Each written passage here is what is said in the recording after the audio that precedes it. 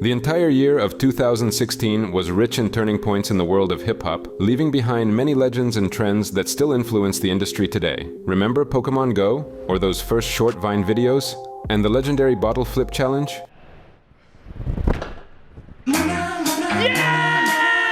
All these trends were born in 2016. It was a time when new cultural directions were just beginning to form. The hip-hop game evolved at an incredible speed, and new names flooded posters and tabloid headlines. Today, 2016 is considered one of the best years in the entire history of modern rap and hip-hop.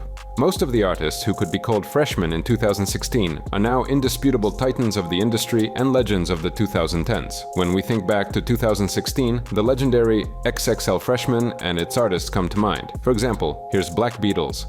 That girl is a real crowd, please. Small world. And other names that have forever entered hip-hop history. Today we'll talk about some of them, focusing on the changes in their lives since their rise to massive popularity. Get comfortable and let's begin.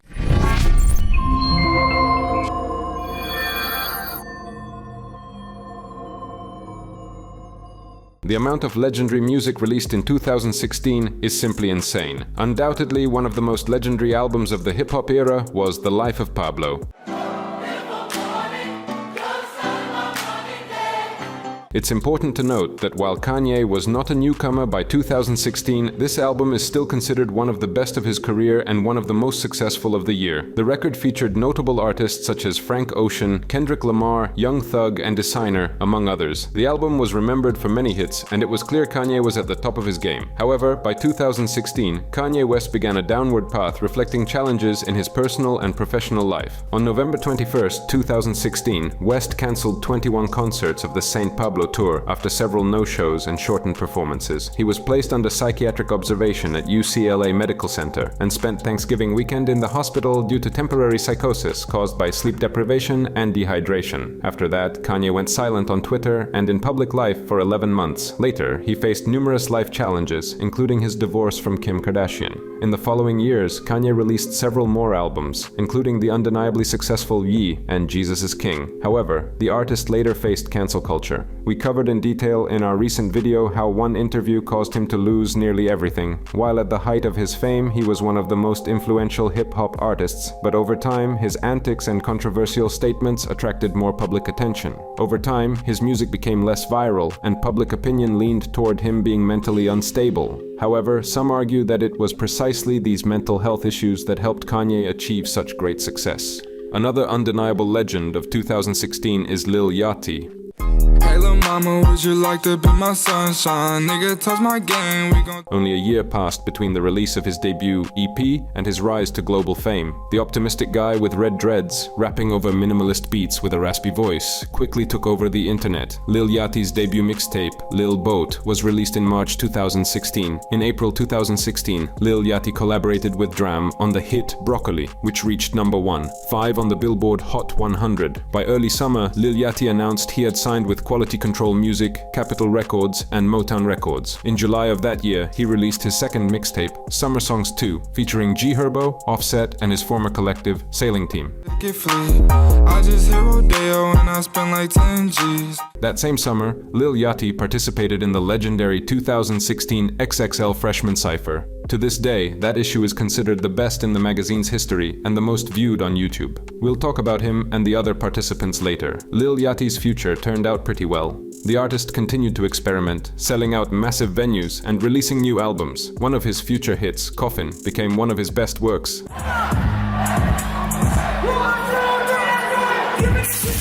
Lil Yachty is still doing great today. In 2023, he released an experimental album with a focus on psychedelic rock titled Let's Start Here.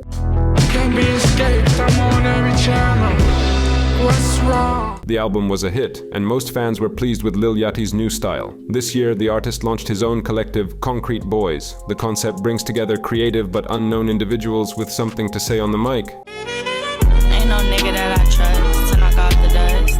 Walk or die sack. They've already released their debut album, It's Us, which means new music is on the horizon.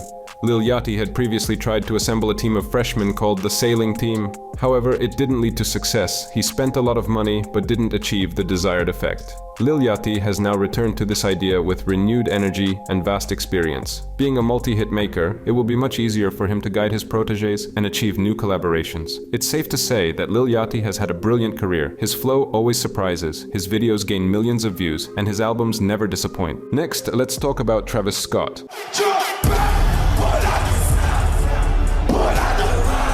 Although 2016 wasn't the most groundbreaking year for Travis Scott, it still left a mark on fans due to the release of his studio album, Birds in the Trap Sing McKnight. After the legendary Rodeo, it seemed impossible for him to go even higher. But Travis Scott thought differently, releasing an album with completely different energy. It was much darker and more mysterious. Fans were divided into two camps. Some obviously criticized and underrated the album, while others gradually came to appreciate its true value. Outside in the old school. Despite the mixed reactions, the album managed to reach the top spot on the US Billboard chart, marking a huge record for Travis Scott. There's no need to say much about Travis's career because each of his albums becomes a new sensation in every hip-hop media outlet for years. Travis Scott is one of the most in-demand artists right now, and not without reason. The most surprising part is that he's still without a Grammy. In just 8 years, he's transformed from a promising rapper with fire in his eyes to an industry mogul. Today, Travis Scott's name is iconic. To compare, here's what a Travis Scott concert looked like in 2016.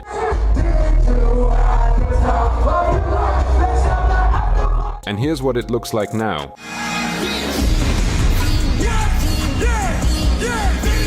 The cult of Travis Scott's personality is evident without words. People respect him, wear his merchandise, and listen to his music worldwide. As of 2023, his net worth was over $60 million, likely even higher now. But let's get back to the key figures of 2016 who became the symbols of that era. Rest in power, it's all about power. Squeeze two lemons together and really... Yes, that beat seems familiar to everyone who's ever heard hip-hop. The XXL Freshman class of 2016 was undeniably the best ever. Each cypher participant is currently enjoying a brilliant career. Lil Uzi Vert sells hundreds of thousands of copies worldwide and releases phenomenal albums. I don't really care if you cry. I don't really share. He released numerous projects and even implanted a $24 million diamond into his forehead. Overall, he solidified his position as one of the most popular hip-hop artists of today. 21 Savage is also one of the best rappers right now and the undisputed king of features. In recent years, he released two very successful albums in collaboration with Metro Boomin. 21 Savage also won a Grammy for the track A Lot featuring J. Cole. How many people done doubted you?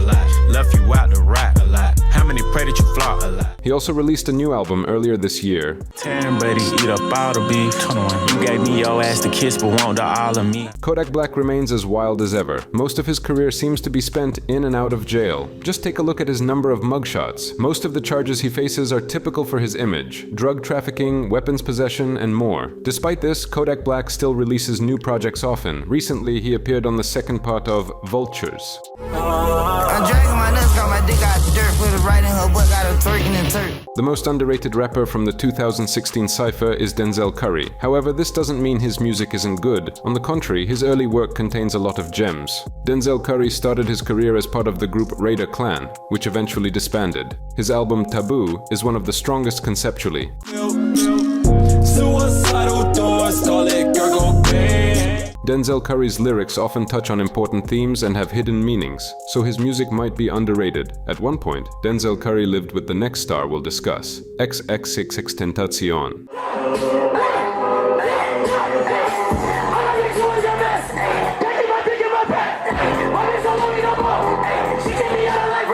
Before becoming a musician, Yasse Onfroy made a living through theft, drug dealing, and carjacking. He was imprisoned in 2014 for serious legal violations. In 2016, Yasse decided to quit his job and fully dedicate himself to music, moving in with Denzel Curry. At the end of 2015, xxxtentacion gifted his fans with the track Look at Me. The song quickly gained popularity, expanding the artist's fan base significantly. The track reached number 34 on the Billboard Hot 100 in the US and entered the top 40 of the Canadian Hot 100. Look at all the stores you reckon, nigga, I reckon. Think about the people who own it for about a second. By 2016, he had announced the album Bad Vibes Forever. However, its release was delayed due to another arrest of the artist. The main peak of Jahseh Onfroy's popularity came in 2017. The rapper delighted his fans with his first studio album, 17, which included 11 tracks. The album was warmly received by listeners, reaching the second spot on the Billboard 200 chart. Fans particularly remembered the track Jocelyn Flores.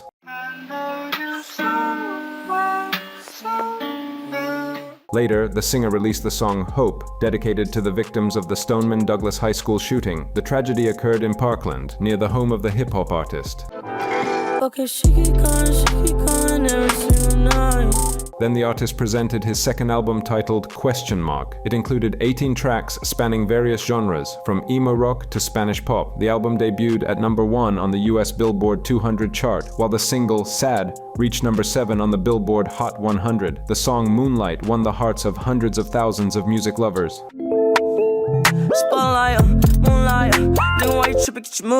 Unfortunately for the entire industry, this album became the last release during the artist's lifetime. Jahseh Onfroy often had ties with crime, and before his career, he was frequently involved in robberies and thefts. Ironically, the same fate befell Jahseh Onfroy himself. On June 18, 2018, Jahseh Onfroy left the Riva Motorsports dealership in Deerfield Beach, Florida. At around 3:55 p.m., his car was blocked by a black Dodge Journey SUV. Two armed individuals exited the SUV and approached the rapper, who was sitting in the driver's seat. A brief struggle ensued, during which the attackers entered Jahseh Onfroy's car, shot him several times, and stole a small Louis Vuitton bag. They then fled the scene in the same black SUV. An ambulance rushed Jahseh Onfroy to Broward Health North Hospital in Deerfield Beach, where he was pronounced dead shortly after. The Broward County Sheriff's Office confirmed his death at approximately 5:30 p.m. In his will, Jahseh Onfroy named his mother, Cleopatra, and his brother, Aiden, as the sole beneficiaries of his estate. The rapper's unborn child, whom his girlfriend was pregnant with at the time of his death, was not mentioned in the will as it had been written before the pregnancy. Undoubtedly, the artist's death was a fatal blow to the entire industry.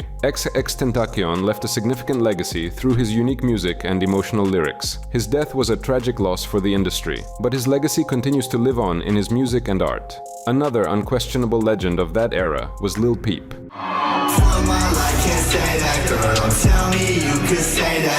In 2015, Gustav released his debut mixtape titled Lil Peep Part 1. So let's laugh a little before I'm gone. In its first week of release, it gained 4,000 plays on SoundCloud. Lil Peep was one of the pioneers of emo rap, and his lifestyle strongly resonated with the youth of that era. Later, the artist released 2 more projects, which garnered considerable attention. The track Beamer Boy went viral in a short time, and by 2016, the artist performed live for the first time. I'm a motherfucking schemer boy. I'm a dreamer boy. In September 2016, Lil Peep introduced his album Hellboy. Tracks from this album, such as Girls and OMFG, became popular, gathering millions of streams and views on SoundCloud and YouTube.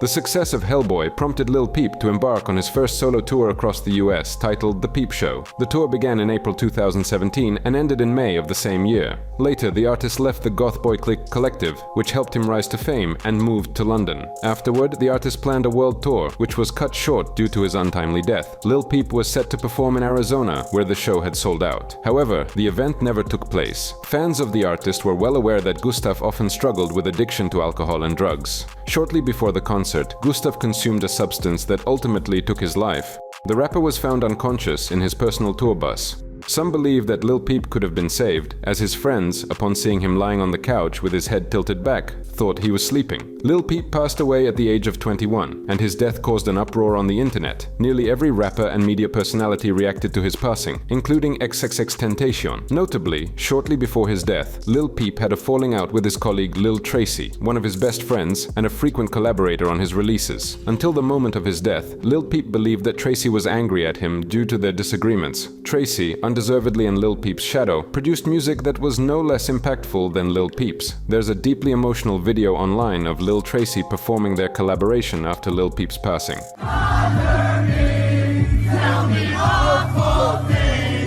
As often happens, the peak of many artists' popularity comes posthumously. Despite Lil Peep's massive audience, the same happened with him. For example, his single Awful Things entered the Billboard Hot 100 chart at number 79, becoming his first single to chart.